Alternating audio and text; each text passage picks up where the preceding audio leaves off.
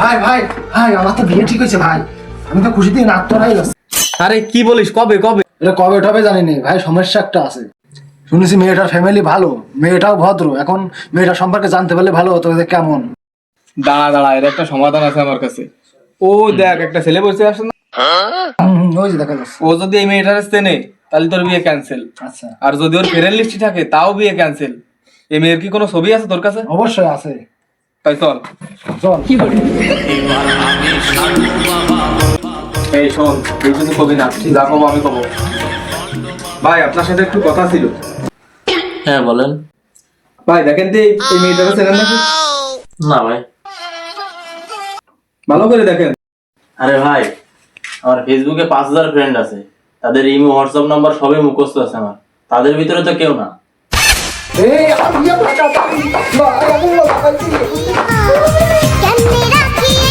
ভাই বিষয়টা কি হলো? ভাই আমি তো আপনার ক্যারেক্টার সম্পর্কে জানি। তা এই মেয়েটা যখন আপনার ফ্রেন্ড লিস্টে নেই, আপনি যখন চেনেন না, তাহলে এই মেয়েকে নিঃসন্দেহে বিয়ে করা যায়।